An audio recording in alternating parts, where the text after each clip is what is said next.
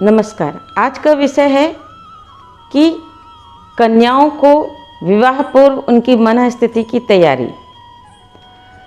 हम सभी माताएं, हम सभी पिता जितने भी हैं वो क्या करते हैं, बच्चियों को भगवान भरोसे उनकी मानसिक तैयारी कराते हैं और भगवान भरोसे ससुराल भेज देते हैं। मतलब एक जुआ होता है। अगर लॉटरी लग गई तो वेल एंड गुड, नहीं लगी तो क्या करना है उनको कुछ नहीं पता।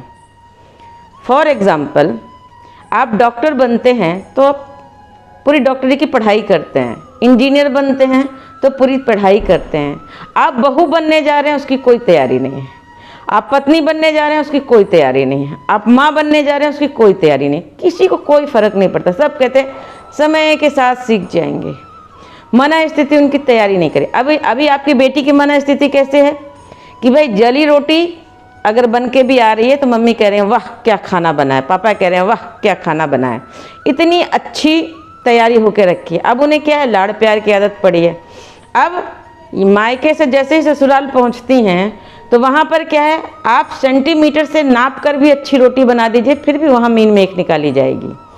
वहाँ पर मायके में आपने खाना 2-2.5 घंटे खड़े होकर बना, आह मेरा बच्चा थक गया, और ससुराल में 2.5 घंटे आप खड़े हैं, किसी को फ़र्क नहीं पड़ता। अगर आपको हाई फीवर भी है तो भी फ़र्क नहीं पड़ता। मैक्सिमम घरों में, 90% घरों में तो फ़र्क नहीं पड़ता। ये मेरी काउंसलिंग का रिजल्ट है। 10% ही संवेदनशील लोग होते हैं जो थोड़े आध्यात्मिक होते हैं, जिनके अंदर संवेदना, दया, माया, ममता होती है, वो ही बहू बेटी एक जैसा समझते हैं। अदरवाइज 90% घर में क्लियर होता है कि कौन बेटी है कौन बहू है, तो सेम व्यवहार नहीं किया जाता। तो अब आप एक चीज़ बताइए, लड़कियां जाती हैं ससुराल, वहाँ पर क्या होते हैं, उनकी ननद वही प्यार पा रही है जो अपने वो मायके में पाते थे, और वहीं उनके साथ भेदभाव हो रहा है। अब वो भड़क जाती हैं, लड़ने लग जाती हैं। फिर क्या है कि पति परमेश्वर, अगर पति का माँ से बहुत अच्छी बॉन्डिंग है, मतलब माँ बेटे की बहुत अच्छी अंडरस्टैंडिंग है, बहुत अच्छी बॉन्डिंग है, तो मान के चलिए उस घर में पत्नी का टिकना बहुत मुश्किल है। क्यों? क्योंकि वो मोह में, अपनी माता के मोह में वो लड़का सही और गलत नहीं देख सकता। माँ ने कहा ये काला है तो वो बोलेगा हाँ माँ ये काला है। माँ ने कहा ये गोरा है, वो बोलेगा हाँ माँ ये गोरा है। माँ ने कहा ये नीला है तो वो बोलेगा हाँ माँ ये नीला है। उसको अपनी दृष्टि यूज़ करने में कोई इंटरेस्ट नहीं है। क्यों? क्योंकि वो समझता है कि भाई मैं ऑफिस का काम कर रहा हूँ, कमा रहा हूँ, कर रहा हूँ, अब मैं घर भी देखूँ, यहाँ माँ की सत्ता है, माँ देखे माँ क्या कर रही है, माँ से मतलब है। पत्नी हमेशा ही आउटसाइडर होती है। कभी भी शुरू के 2-4 साल में तो वो बिल्कुल भी परिवार का हिस्सा नहीं मानी जाती।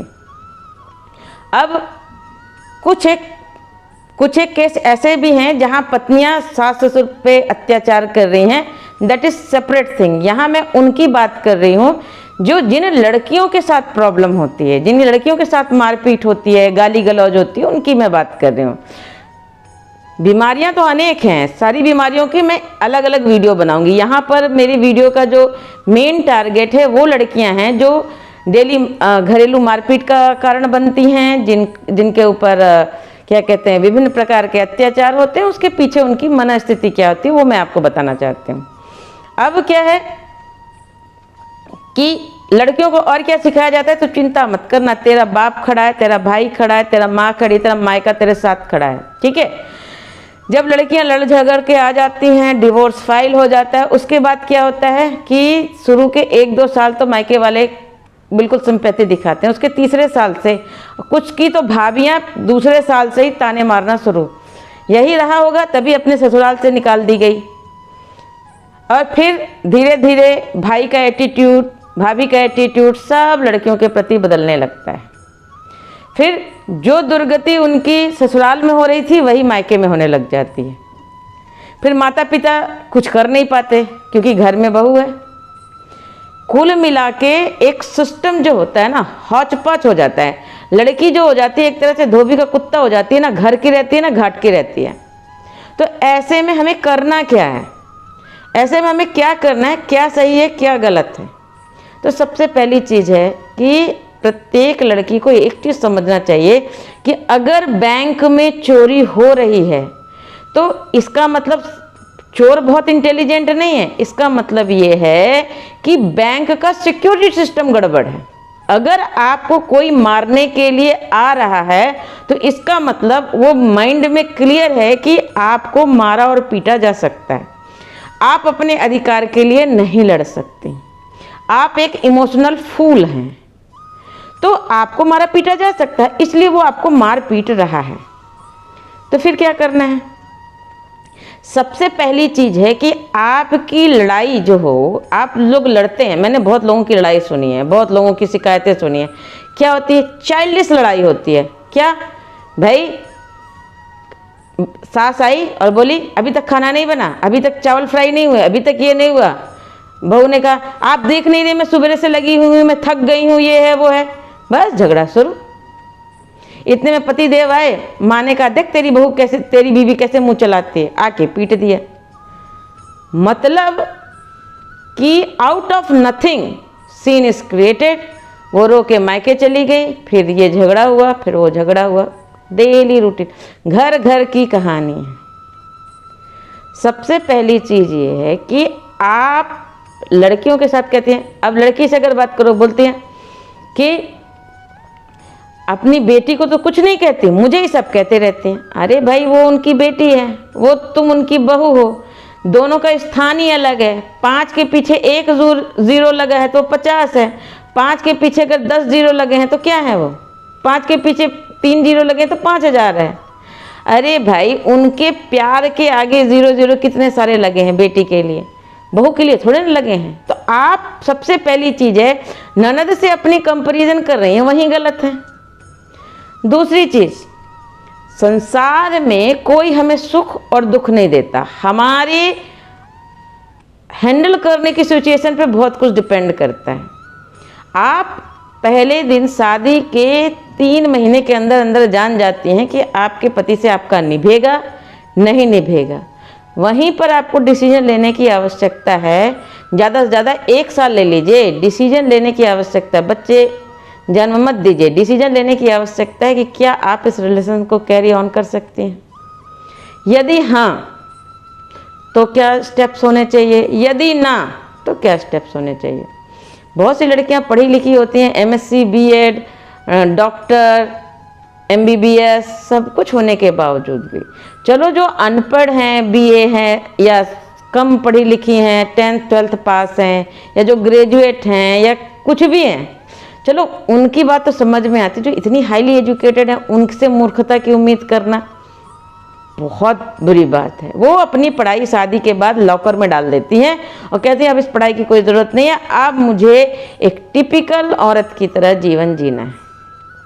मैडम जी, जितना दिमाग एक देश को चलाने के लिए एक प्रधानमंत्री को चाहिए ना, उससे ज़्यादा दिमाग आपको घर चलाने के लिए चाहिए। अपने दिमाग के घोड़े दौड़ाइए। पूरा ससुराल जो होता है वो जंगली घोड़ा होता है। उस जंगली घोड़े पे अगर आप कुशल सवार हैं तो उस जंगली घोड़ों की सवारी आप बड़े प्यार से कर सकते हैं। और अगर आप कुशल सवार नहीं हैं, आपने बुद्धि का सही प्रयोग नहीं किया, अपनी भावनात्मक संप्रेषण सही नहीं किया, नियत ठीक नहीं रखी, तो विश्वास मानिए कि वो सारे घोड़े मिलके आपको पैरों के तले रौंद देंगे। आपके माता पिता ने आपको नहीं सिखाया तो कोई बात नहीं, हम आपको सिखा दे रहे हैं कि विवाह के एक सीधे सीधे एक युद्ध है जिसको आपको खुद अपने दम पर लड़ना है। आपको बच्चा होगा ना, आपके मम्मी पापा आप पे बहुत प्यार लुटाएंगे, मायके से ससुराल भेजने को रेडी नहीं हो जाएंगे, मेरा नाती कुछ दिन रह जाए। और विश्वास मानिए अगर आपका पति आपको छोड़ दे तो वही माता पिता आपको उठा के लेके चले जाएंगे समझौता कराने, कहीं रिश्ता न टूट जाए।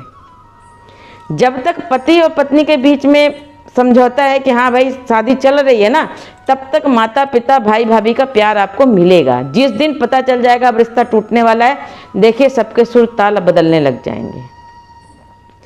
तो अपने दम पर युद्ध लड़ो ना।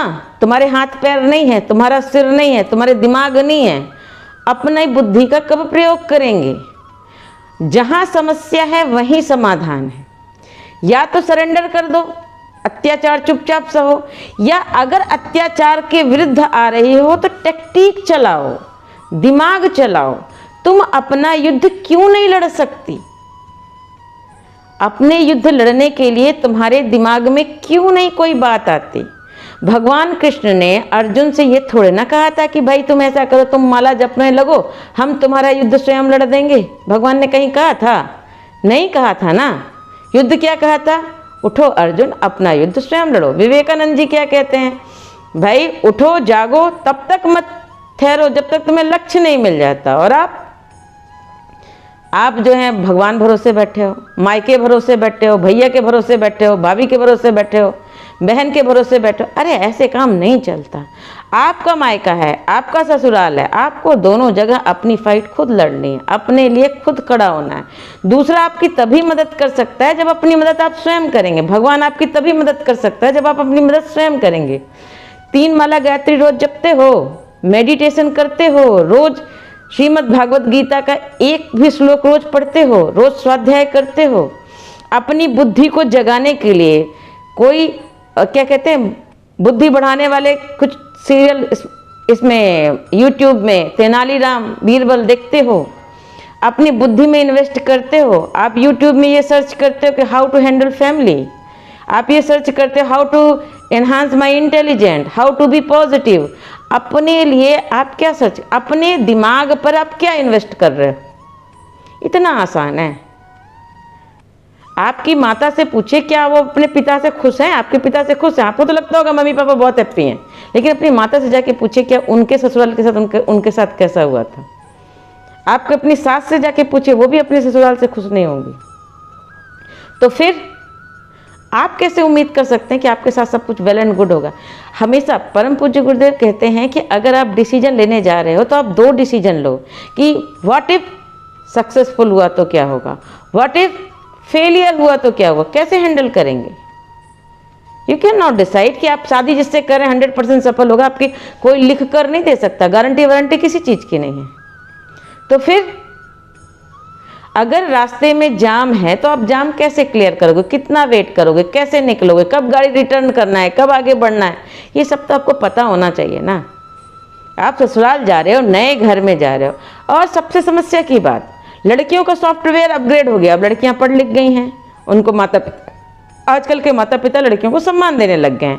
पहले के माता पिता लड़कियों को घर में बेइज्जत करते तो बेचारी बेइज्जती सहती थी, फिर ससुराल में भी बेइज्जती सहती थी, तो वो लोग तो मृत हो जाती थी, मरी हुई लड़कियां होती थी, मतलब वो मुर्दा मायके में और मुर्दा ससुराल में। अब क्या है, लड़कियों को पालन पोषण करके अच्छे से पाला जाता है मायके में। आजकल लड़कियों को इज्जत दी जाती है, तो वो क्या है, बेचारियों को इज्जत मिलती है। अब क्या है, ससुराल वालों को तो सॉफ्टवेयर अपग्रेड नहीं हुआ है, वो तो वही पुराना चल रहा है।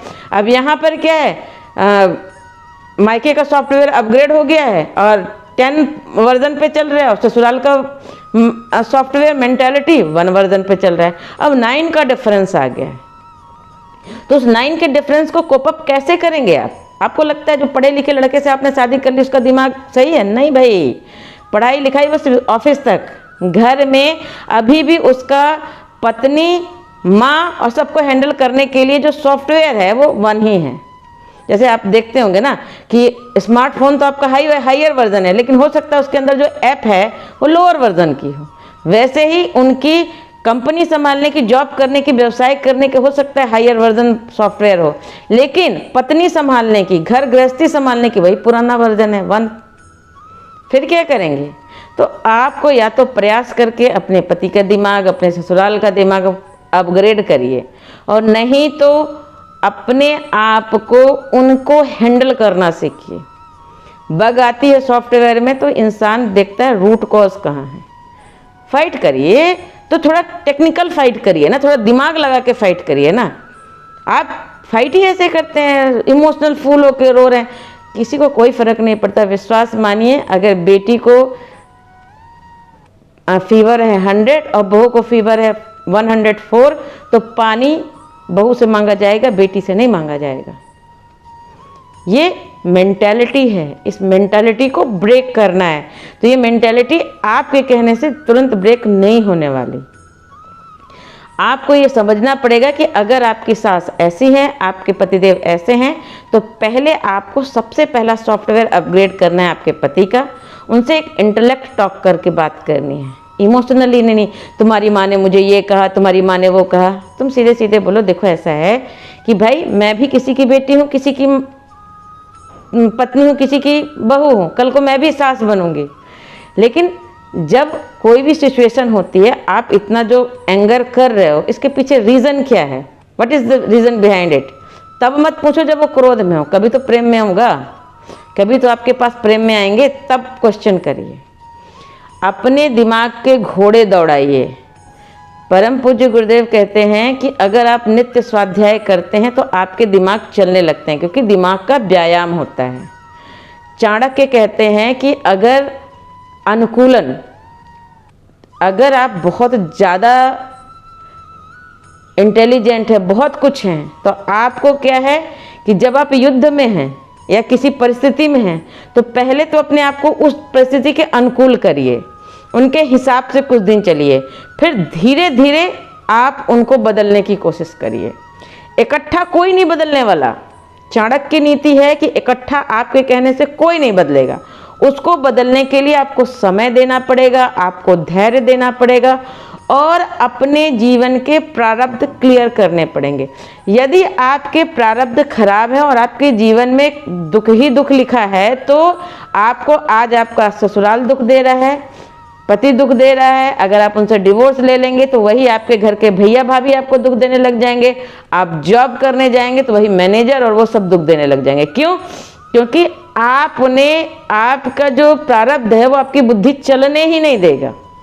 तो सबसे पहले प्रारब्ध को क्लियर करना है। प्रारब्ध को क्लियर करने के लिए सबसे अच्छा है सेवा कार्य करिए, ध्यान करिए, मेडिटेशन करिए, गायत्री जप करिए। इससे आपका प्रारब्ध क्लियर होगा। भगवान से प्रार्थना करिए कि पिछले जन्म में मैंने जो कुछ भी गलत कार्य किया था उसके लिए मैं क्षमा मांगती हूँ। इस जन्म में मैं अपने जीवन को अच्छे कार्य के लिए समर्पित करूँगी। मेरा मार्गदर्शन करिए।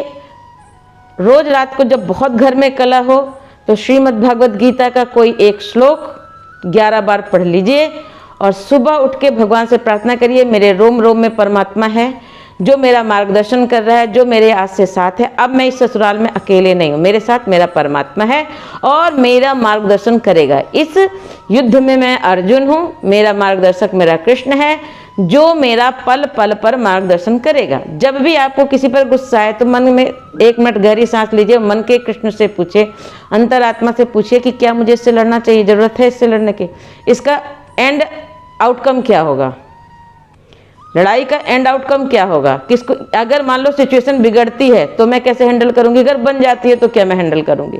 दिमाग लगाए, कब लड़ना है कब नहीं लड़ना है। कृष्ण भगवान युद्ध बहुत लड़ते थे, लेकिन उन्होंने एक बार रण छोड़ कहलाए। क्यों? क्योंकि उस राक्षस से लड़कर उस राक्षस को जो मारता वो खुद ही मर जाता। उस राक्षस की मृत्यु किससे थी? किसी के देखने से, दृष्टि से थी। तो भगवान उसको दौड़ा कर ले गए उस गुफा तक जहाँ एक राजा सोया हुआ था वर्षों से। उसने उसको दृष्टि दी और वो जलकर मर गया। तो कब किसे कहाँ कैसे सेट करना है, क्या करना है, आपको अकल दौड़ानी पड़ेगी। इमोशनल फूल बन के आपकी घर गृहस्थी नहीं चलने वाली। जो भी आपके मायके वाले आपका रोना रो रहे हो, आप आके रोना सुना रहे हैं, उससे कोई फायदा नहीं होने वाला। अपनी मजबूती करिए। और मायके वालों, अगर आप अपनी बेटी से सचमुच प्यार करते हैं तो उन्हें मेंटली प्रिपेयर अपने युद्ध को स्वयं लड़ने के लिए करिए। उन्हें इतना योग्य सक्षम बनाइए कि वो आर्थिक रूप से आत्मनिर्भर हों। आप दहेज मत दीजिए, बल्कि अपनी बेटी को ही दहेज बना दीजिए। इतना इंटेलिजेंट बना दीजिए, इतना पढ़ा लिखा बना दीजिए कि अपनी सिचुएशन को संभाल सके।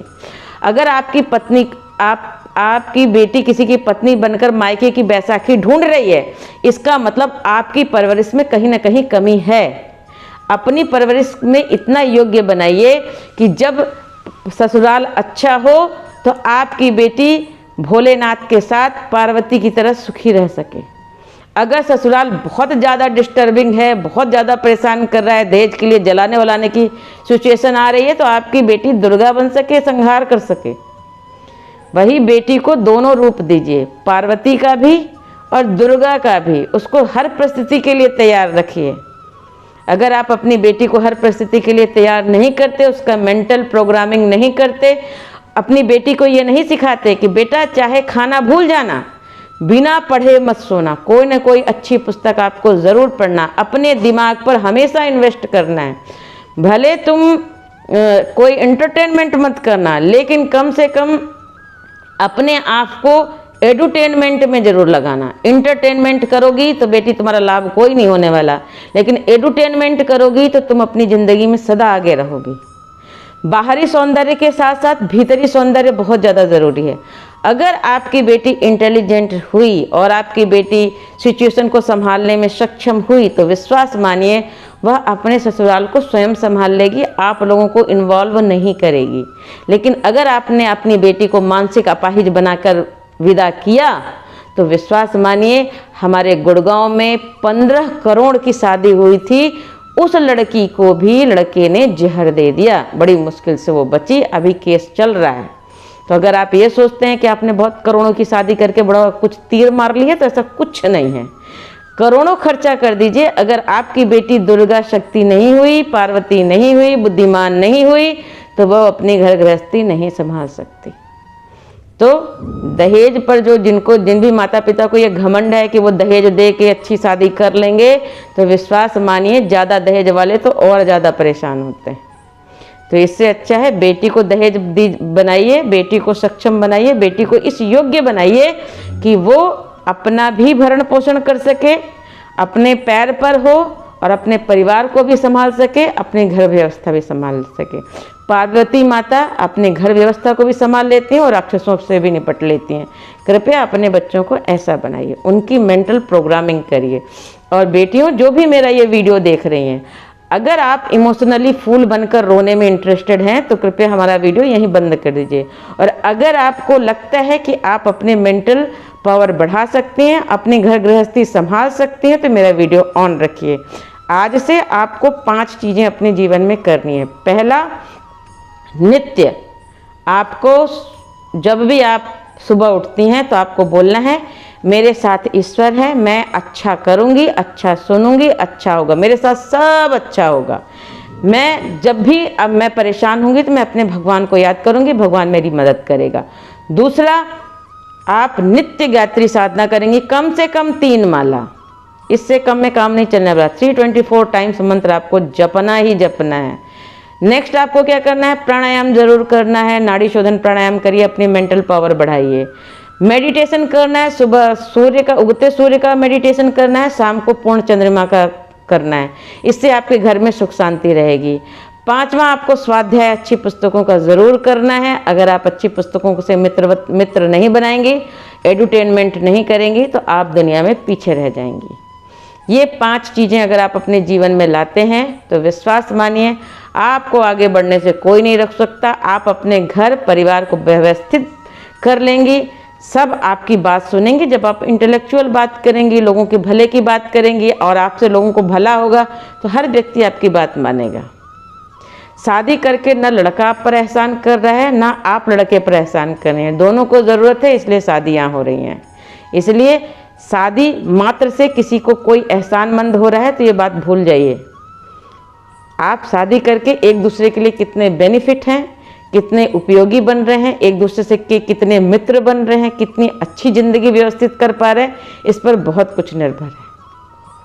और अगर आप ये सोचते हैं, लड़कियां ये सोचती हैं कि हम वहाँ जाते हैं, हम अपने ससुराल में इतना सारा काम करते हैं लेकिन फिर भी हमारी कदर नहीं है, तो विश्वास मानिए बहुत ढेर सारा काम करने से कोई किसी की कदर नहीं करता। आप ससुराल में आप कितना भी काम कर लीजिए, आपकी कदर नहीं होगा। आप ऑफिस में कितना भी काम कर लीजिए, ऑफिस वाले भी आपकी कदर नहीं करते। आपके मुंह में 32 दांत है ना, तो 32 दांत में से 31 दांत सही है और 1 दांत दर्द कर रहा है, तो लोग क्या करते, जीभ कहाँ जाती है, जो दर्द कर रहा है। कभी उसने 31 दांत को थैंक यू बोला कि भाई आप दर्द नहीं कर रहे, थैंक यू वेरी मच, नहीं, वो उसी दांत पे फोकस कर रहा है जहाँ पर दर्द है। वैसे ही आपने 1000 अच्छे कार्य किए हैं, एक काम गलत करेंगे, लोग आपके पीछे वहीं पड़ेंगे, चाहे आप वो घर में हो चाहे आप ऑफिस में हो। कोई किसी को समझने के लिए तैयार नहीं, इसलिए हमें खुद अपने आप को समझना पड़ेगा, अपनी प्रोग्रामिंग करनी पड़ेगी, सिचुएशन हैंडल करनी पड़ेगी। जितनी राजनीति में ज्ञान की ज़रूरत है, जितने ऑफिस में ज्ञान की ज़रूरत है, उतने ही ज्ञान की ज़रूरत प्रत्येक स्त्री को उसके परिवार में है। तो एडुटेनमेंट करिए, रोज़ पढ़िए। और आप सभी को मैं एक सलाह देती हूँ कि आप लोग तेनालीराम और बीरबल की यूट्यूब पे आपको सब टीवी पे मिल जाएगा। सब टीवी का कई सारे वीडियोस हैं, आप उसको देखिए। उसमें देखिए कि तेनालीराम और बीरबल कैसे बुद्धि के प्रयोग से अकड़ू बुद्धि वाले राजा को कैसे वश में करते हैं, कैसे उस सिचुएशन को हैंडल करते हैं। आपको भी उतने ही दिमाग की आवश्यकता है अपने घर परिवार को हैंडल करने के लिए। यदि आप अपनी बुद्धि पर समय खर्च करते हैं, अपने आप को इंटेलिजेंट बनाते हैं, अपनी लड़ाई लड़ने के लिए स्वयं तैयार होते हैं, तो आपकी मदद ईश्वर भी करेगा और आपका भला अवश्य होगा। धन्यवाद।